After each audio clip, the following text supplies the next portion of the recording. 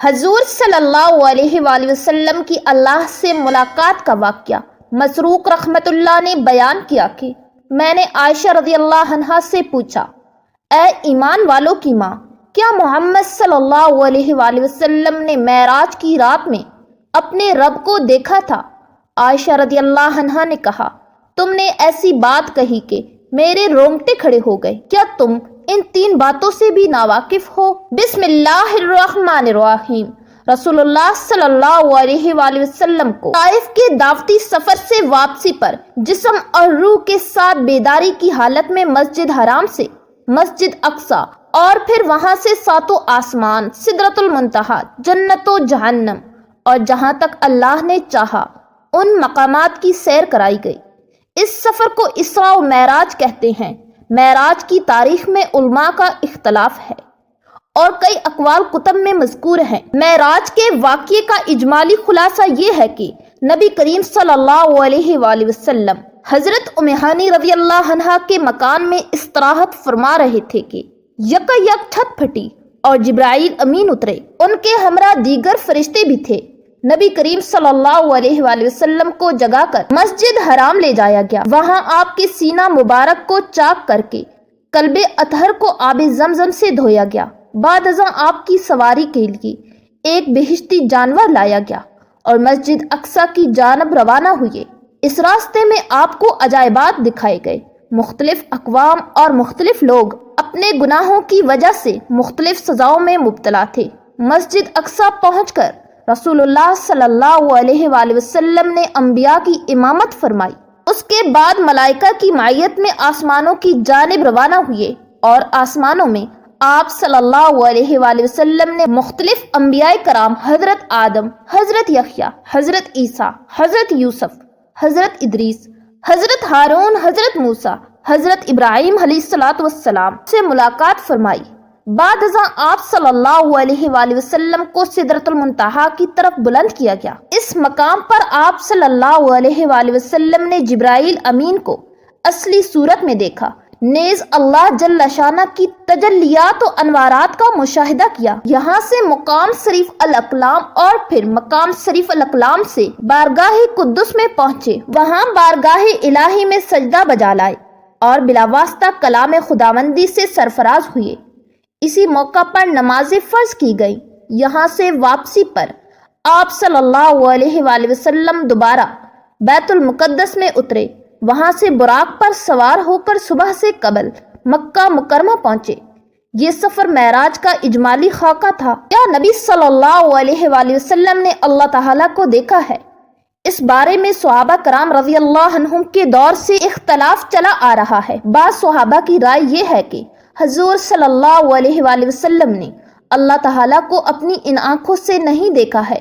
ان کی دلیل قرآن کریم کی یہ آیت ہے کہ نگاہیں اس کا احاطہ نہیں کر سکتی، لیکن جمہور صحابہ اور تابعین کی رائے اور رائج قول یہ ہے کہ حضور صلی اللہ علیہ وآلہ وسلم نے جسمانی آنکھوں سے بھی اور دل کی آنکھوں سے بھی اللہ تعالیٰ کو دیکھا ہے، کیونکہ خود حضور صلی اللہ علیہ وآلہ وسلم سے پوچھا گیا کہ آپ صلی اللہ علیہ وآلہ وسلم نے اپنے رب کو دیکھا؟ تو آپ صلی اللہ علیہ وآلہ وسلم نے فرمایا ہاں۔ نیز طبرانی میں حضرت ابن عباس کا قول منقول ہے کہ حضور صلی اللہ علیہ وآلہ وسلم نے اپنے رب کو دیکھا، دل سے بھی اور آنکھ سے بھی۔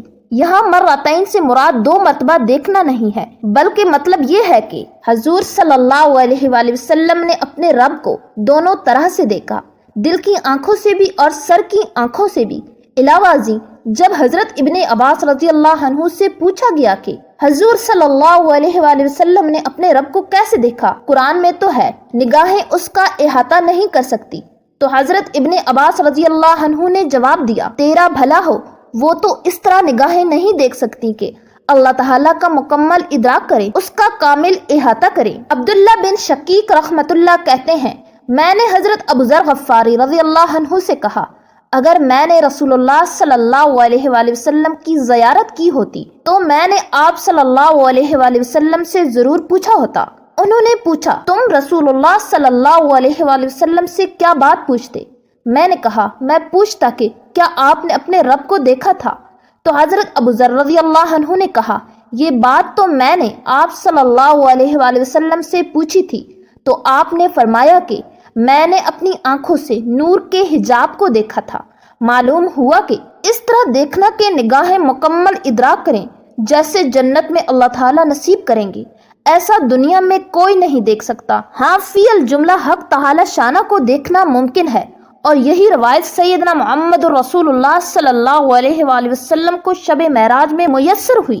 یہ آپ صلی اللہ علیہ وآلہ وسلم کی ایسی خصوصیت ہے جس میں آپ کا کوئی شریک نہیں، لہٰذا اس صورت میں کوئی اختلاف نہیں رہا، تمام روایات میں بھی تطبیق ہو جاتی ہے۔ مروزی سے نقل کیا گیا ہے کہ میں نے امام احمد سے کہا، حضرت عائشہ رضی اللہ عنہ سے مروی ہے، وہ فرماتی ہے کہ جو شخص یہ سمجھے کہ محمد صلی اللہ علیہ وآلہ وسلم نے اپنے رب کو دیکھا تو اس نے اللہ پر بڑا جھوٹ بولا ہے۔ حضرت عائشہ رضی اللہ عنہا کی اس حدیث پر لوگ بڑے شش و پن میں ہیں۔ حضرت عائشہ رضی اللہ عنہا کی اس حدیث کا کس دلیل سے جواب دیا جائے؟ اوپر روایات کی تطبیق سے یہ جواب مفہوم ہو گیا کہ اس سے مراد اللہ تعالیٰ کو کامل ادراک اور سارے علم کے ساتھ جان لینے کی نفی ہے۔ حضرت امام احمد رحمۃ اللہ نے جواب دیا کہ حضرت عائشہ رضی اللہ عنہا کی اس حدیث کا جواب خود حضور صلی اللہ علیہ وآلہ وسلم کے ارشاد میں موجود ہے۔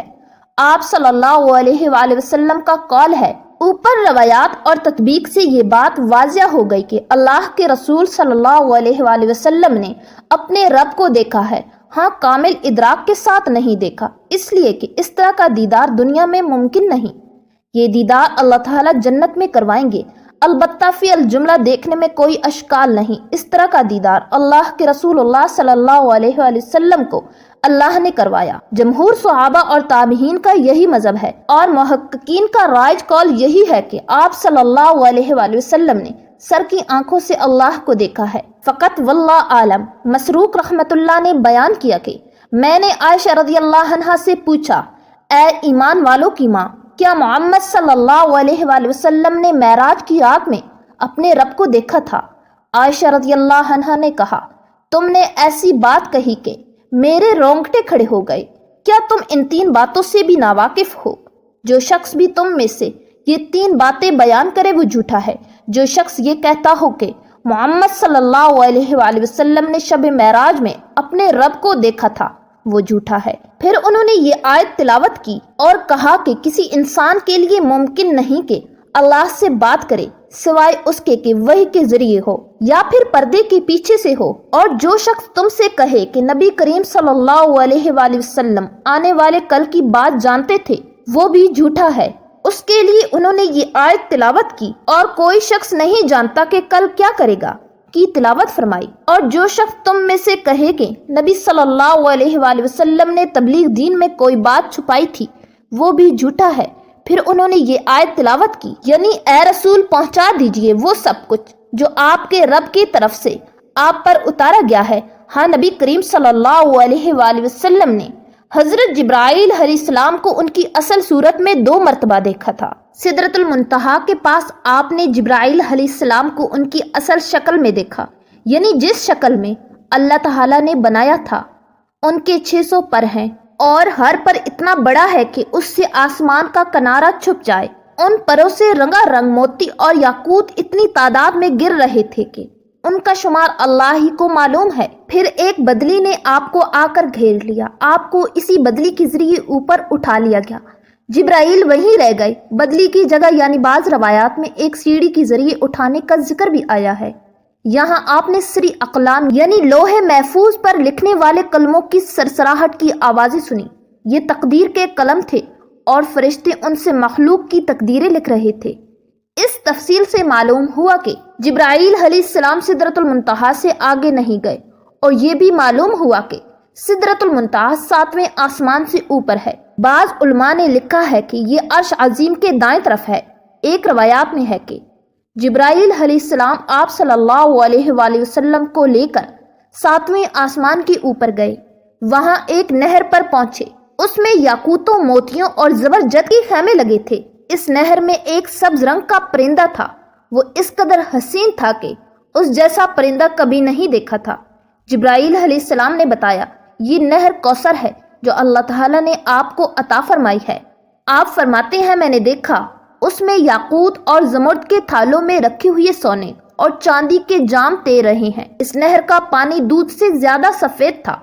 میں نے ایک جام اٹھایا، اس نہر سے بھر کر پیا تو وہ شہد سے زیادہ میٹھا اور مشک سے زیادہ خوشبودار تھا۔ آپ فرماتے ہیں جبرائیل علیہ السلام مجھے لیے ہوئے سدرۃ المنتہا تک پہنچے، اس کے پاس حجاب اکبر ہے۔ حجاب اکبر کے پاس پہنچ کر انہوں نے کہا میری پہنچ کا مقام یہاں ختم ہو گیا، اب آپ آگے تشریف لے جائیں۔ آپ فرماتے ہیں میں آگے بڑھا یہاں تک کہ میں سونے کے ایک تخت تک پہنچ گیا، اس پر جنت کا ریشمی قالین بچھا تھا۔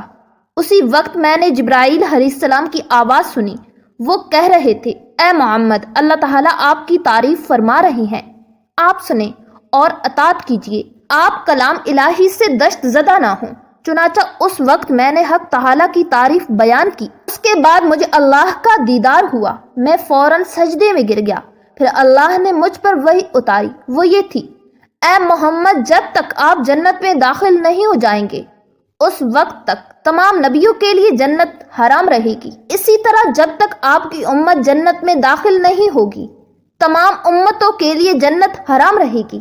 اس کے علاوہ اللہ تعالیٰ نے فرمایا اے محمد ہم نے کوثر آپ کو عطا فرما دی ہے۔ اس طرح آپ کو یہ خصوصیت حاصل ہو گئی ہے کہ تمام جنتی آپ کے مہمان ہوں گے۔ اس کے بعد 50 نمازیں فرض ہوئیں۔ 50 نمازیں حضرت موسیٰ علیہ السلام کے مشورہ سے کم کرائی گئی، یہاں تک کہ ان کی تعداد 5 کر دی گئی۔ تاہم اللہ تعالیٰ نے فرمایا اے محمد ہر روز یہ 5 نمازیں ہیں، ان میں سے ہر ایک کا ثواب 10 کے برابر ہوگا، اور اس طرح ان 5 نمازوں کا ثواب 50 نمازوں کے برابر ملے گا۔ آپ کی امت میں سے جو شخص بھی نیکی کا ارادہ کرے اور پھر نہ کر سکے تو میں اس کے حق میں صرف ارادہ کرنے پر 1 نیکی لکھوں گا، اور اگر اس نے وہ نیک عمل کر بھی لیا تو اسے 10 نیکیوں کے برابر لکھوں گا، اور جو شخص کسی بدی کا ارادہ کرے اور پھر اس کو نہ کرے تو بھی اس کے لیے 1 نیکی لکھ دوں گا، اور اگر اس نے وہ بدی کر لی تو اس کے نتیجے میں 1 بدی لکھوں گا۔ آپ فرماتے ہیں میں نے جنت کے دروازے پر لکھا دیکھا صدقے کا صلہ 10 گنا ہے اور قرض کا صلہ 18 گنا ہے۔ میں نے جبرائیل سے پوچھا یہ کیا بات ہے کہ قرض دینا صدقے سے افضل ہے؟